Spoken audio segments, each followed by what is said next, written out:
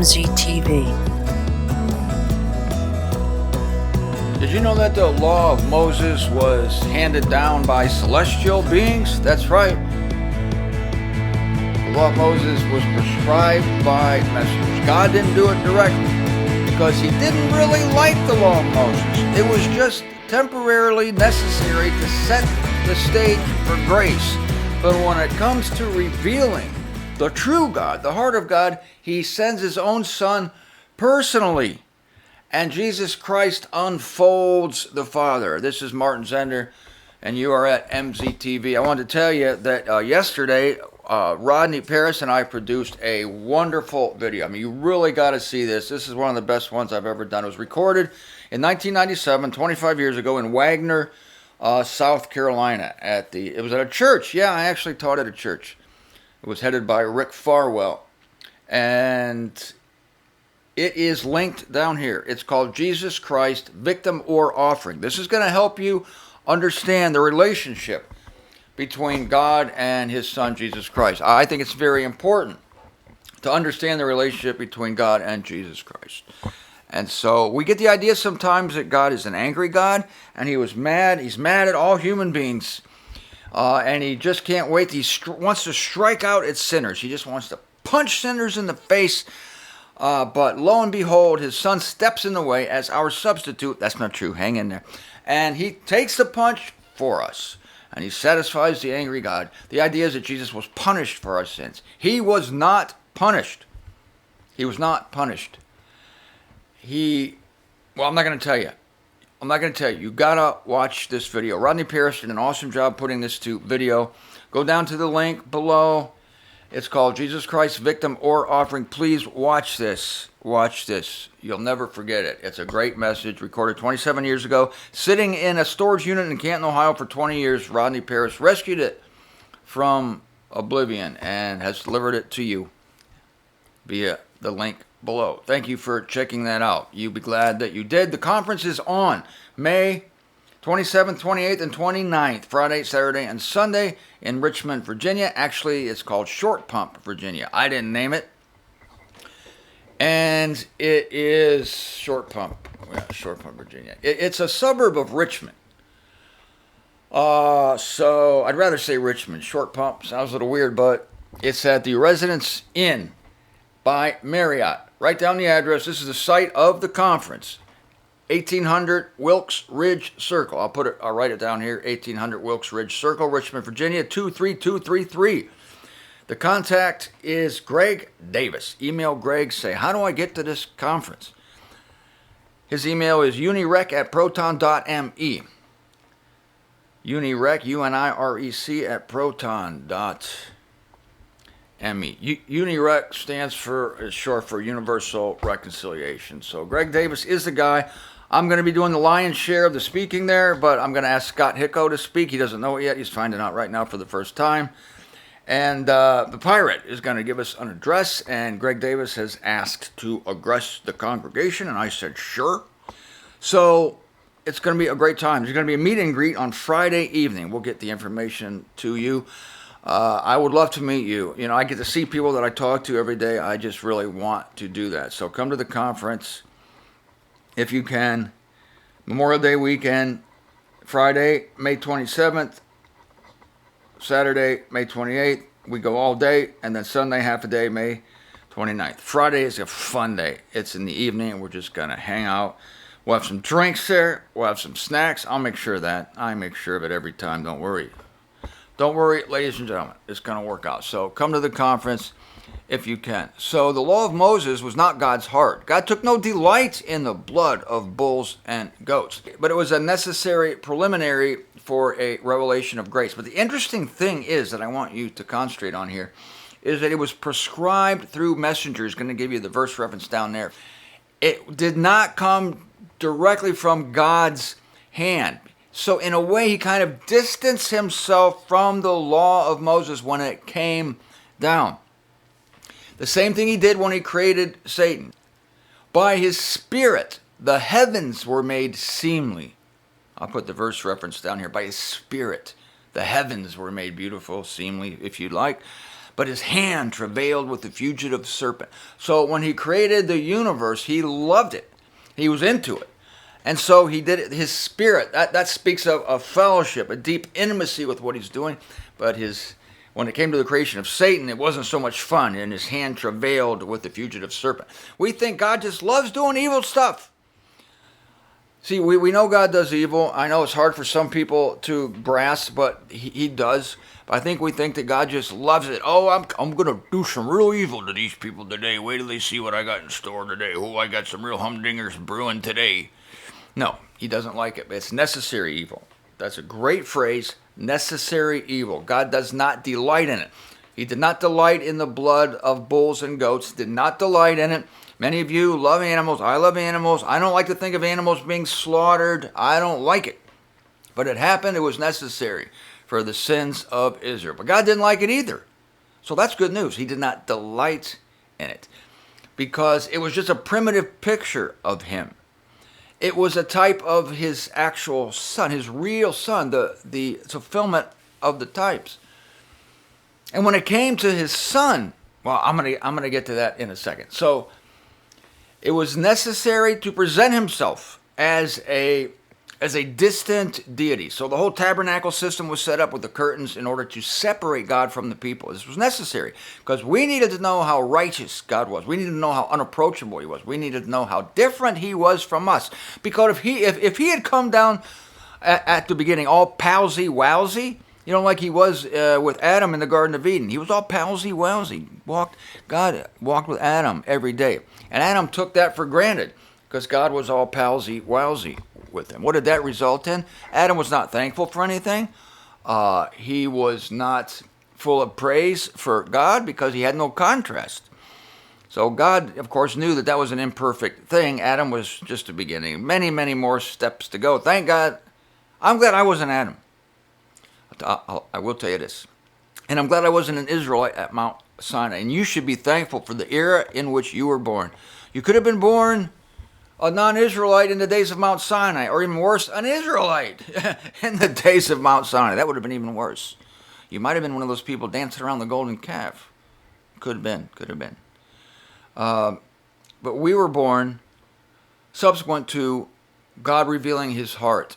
And so how does he reveal his heart? Well, first he sets the stage of a righteous deity that must be approached very cautiously because he's holy. At this time, he's almost like unknowable. I mean, when you just see a glimpse of him in the law of Moses, it's very primitive. It's not the full-orbed revelation because God gradually reveals himself. He doesn't do it all at once. He takes baby steps, and it's a long, long story. And we just, thank God, we are born after the whole revelation is made. I mean, people could say that in Paul's day. After the scriptures were completed, Paul completed the scriptures, Colossians 1:25. Then people could say, yes, we finally see the full-orbed picture of God. Because in Paul's evangel, we see no more mysteries, no more secrets. All secrets are revealed by Paul. No more little breadcrumbs trying to find God. No more mysteries. It's all like in your face. We see God and Christ in our face. Paul just takes the veil off everything, and he says, this is God in Christ. No more little types. No more types and shadows. I would hate to live in the day of types and shadows. I just wouldn't like that at all. Types, maybe, but shadows? No, I don't want it. Thank God I wasn't born in the types and shadows. I want to see the fulfillment. I don't want hints. Like I always tell God, I said, if you want me to know something, you have to tell me directly. Don't play around with me. Don't try to make me figure out clues. So many people try to put things together. It's like, what's God trying to tell me? I don't even think about that for a second. I think if God wants to tell me something, he's smart enough, he's clever enough, he'll make something obvious to me so that I'll know it. You know, if I'm supposed to do something, God will arrange circumstances, then it'll be obvious to me. I told God, I'm not playing games. Don't you play games with me. You got to make it obvious or I'm not going to get it. God respects that. God really likes it when I say that. So I don't even worry about it. I'm not trying to figure out what I'm supposed to do. I just do what comes to my hand by reading the circumstances, and I trust that God's in the circumstances. God likes that too. God likes when I trust that he's in the circumstances. So I'm so thankful to be living this era, and so should you. So then the time came to send his son. And of course, his son came in the form of a baby in Bethlehem. And that was a full-orbed revelation, but Jesus Christ began to really unveil the Father's heart. We didn't really see that before. It was kind of rough to see it. This is why it bugs me when people go back to the Old Testament and they bring some verses out of the Old Testament and they throw them in your face like, this is God. I say, that's not the full-orbed God. That's not his heart. The law came down second hand. It came from God, but it passed through to angels, and they handled it. They came down. They talked to Moses, not God. God sent it down. He didn't want to do it personally because it's just like, I got to do this. I have to set the stage for a revelation of Jesus Christ. And then, after Jesus Christ is revealed on the earth, that sets the stage for a revelation of the completion of the entire plan for all humanity, and that comes via Paul. So, the law through Moses was given. I'm going to put this verse down here. It's a great verse. I'm reciting it from memory, so hopefully I get it. The law through Moses came, but grace and truth came through Jesus Christ. And also says that Christ unfolds the Father. The Father is unknowable, unseeable, unperceivable. Somebody asked me today, Martin, with our improved perception after we're snatched away, will we ever see God? Will we see God? And I said, I'm sorry to disappoint you, but we will never see God because God is absolutely invisible. And if you could see God, then you would have to be located. Am I not right? Do I not make sense for a living? If you see God, then you would have to be somewhere. But God's everywhere. He can't be located. Jesus Christ can be located, but God can't. So we will never see God, but don't be disappointed, because Jesus Christ is the perfect image of the invisible God. This is why God created Christ. He had it in mind that Christ was going to be the one who we could see and hear and who would be written about, and then we would know the true God through him. Jesus Christ is the image of the invisible God. God made him to be his image because he is unperceivable otherwise. Remember, Philip said, show us the Father and it will suffice us. Jesus said, if you've seen me, you've seen the Father. So, seeing Jesus Christ and meeting Jesus Christ and talking to Jesus Christ, which we will do, will completely satisfy us because he is the perfect image. We won't be looking at Jesus Christ and say, hey, have you seen God lately? We want to see God. We're not content with only seeing you. We will never say that. I mean, we even know now that he is the image of the invisible God. When we actually meet him and talk to him, it will be evident that we will not need to see God or talk to God as if we could. Jesus Christ, the image of the invisible God, will suffice us. It will satisfy us. And we won't even consider the question, show us God, because to us, that will be God. So he would unfold the Father. I love this. Jesus Christ unfolds the Father. There's the verse right there. Unfolds the Father. Whenever I hear the word unfolds, naturally I think of a AAA map, an automobile club map, which I used to use all the time before there was the internet, see? And you take those maps and you'd unfold them. I could never fold one back, but you unfold them a little bit at a time, and as you fold, each fold brings a little more of the landscape, right? And so you unfold it, and that's what Jesus Christ did. He unfolded the Father gradually. I mean, so the coming of Christ was an improvement over the law of Moses coming through the hand of messengers on Mount Sinai, all the rocks. Of course it would happen on a mountain, because the law was all about rocks. It was all about writing the law on the rock, and if you disobeyed, you got your head hit with a rock. But Jesus Christ came through the gooey mucous membranes of his teenage mother, and so that was much better than the rock of Mount Sinai. Think about that. Jesus Christ, when he came forth, when he took the form of humanity, it was all gooey and soft and warm and mucus. He's like, whereas Mount Sinai was kind of like that was Mount Sinai, but the coming of Christ was like soft and warm and slipped right out of there. That's beautiful. softer already. It's already softer. And he's put in a major with straw. It's beautiful. I like it already. I prefer it to Mount Sinai, that's for sure. But even that period, when he was on earth, wasn't the fulfillment of what God was. Because then we had to wait for Christ to ascend to heaven after his death and his entombment. He ascends to heaven, and then he reveals himself to Saul on the road to Damascus, as we know, with the advantage of no longer being a Jew. Oh yeah, the glorified Christ is not a Jew. Ladies and gentlemen, do you know that? The glorified Christ is not a Jew. The glorified Christ has no nationality. And so he is the representative man then of all creation. He was always that, but it wasn't time to reveal it. Jesus Christ unfolds God gradually. And we live in an era, thank God, you can thank God for this, where Jesus Christ is already unfolded and we see the fullness right off the bat. My goodness, we didn't have to go through these times. Or what if you were born sometime between Adam and Abraham? You wouldn't know anything. You wouldn't know anything about God. You would know it from the creation. You would know it from, well, there was Melchizedek. Yeah, he was wandering around. No, he was a contemporary of Abraham. Forget that. There was nothing really. What a sad time to live in. Worst of all, you would live to be like 700, 800 years old. Jeez.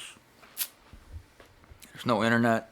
Well, that's an advantage actually, but so I am really grateful to live in this era. I think I'll title this show, Jesus Christ Unfolds God. Started at Mount Sinai before Jesus Christ even came. God was starting to unfold himself, but he did it in a primitive way. The groundwork had to be laid for his majesty, his might, and his distance from humanity. This is not somebody you're palling around with, because human beings are beset by sin by design, and God is without sin, and so there's this immense gulf between humanity and God. People felt it, but God was gracious enough to make a way that you could survive for another year. If you were an Israelite, that was the temple sacrificial system. So by that system, you could survive for another year. But that was primitive. I talk about that in the show yesterday. Go to the link. You got to watch that. So there was a way to survive, but it was very primitive, and God's going to fulfill his promises to those people. But we are so favored. I want you to think today how favored you are to live in an era when God is revealed plainly. And Jesus Christ is revealed plainly. And the whole plan is revealed plainly. We don't have to go through all that primitive stuff. We don't have to get our heads hit by rocks, because we're saved by grace, not by works of law. We don't have to overcome to be saved. Don't let anybody tell you that. We're not going through the tribulation. Woohoo! Woohoo! And we are so lauded. We are so graced, lauded with God's grace, that we are going to be used by Jesus Christ to reconcile the universe to himself. That should make you very happy. If it doesn't, take 2 readings of the book of Ephesians and call me in the morning.